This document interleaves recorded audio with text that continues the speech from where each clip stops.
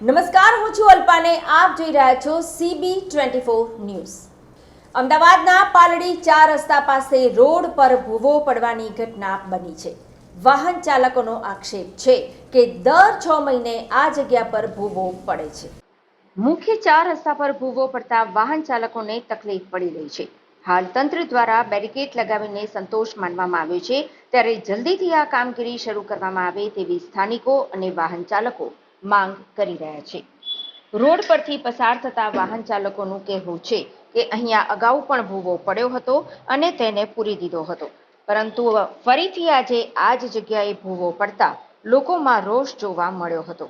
વાહન ચાલકોનો આક્ષેપ છે કે તંત્ર કોઈ કામગીરી કરતું નથી. 2 દિવસથી આ ભૂવો પડ્યો છે, તેને માત્ર બેરિકેડ લગાવી સંતોષ માનવામાં આવે છે. શું તંત્ર હજી પણ કોઈ ભૂવો પડે તેની રાહ જોઈ રહ્યો છે કે શું? તેની પર સવાલો ઊભા થયા છે. પાલડી 4 રસ્તા એ મુખ્ય 4 રસ્તા છે અને આ 4 રસ્તા પર પાલડી EMTS બસનું મોટું સ્ટેશન પણ આવેલું છે, એટલે રોજની ઘણી બસો આ સ્ટેશન પર ઊભી રહે છે.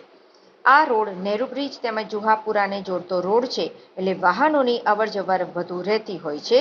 તો મુખ્ય 4 રસ્તા હોવાથી ને ટ્રાફિક સિગ્નલ હોવાથી અહીંયા વાહનો થોભે છે, જેના કારણે ટ્રાફિક જામની પણ સમસ્યા રહેતી હોય છે. આસપાસના વેપારીઓનું કહેવું છે કે ભૂવો પડતા બેરિકેડ લગાવ્યું છે, જેના કારણે અમારા ધંધા પર પણ તેની અસર જોવા મળે છે.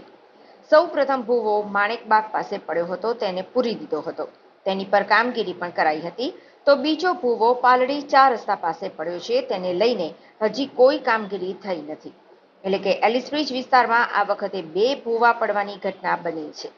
કોર્પોરેશન દ્વારા પ્રી મોન્સૂનને લઈ કરોડો રૂપિયાનું બજેટ ફાળવવામાં આવે છે, પરંતુ આ બજેટનો સરખો ઉપયોગ ના થતો હોય તેવું લાગી રહ્યું છે.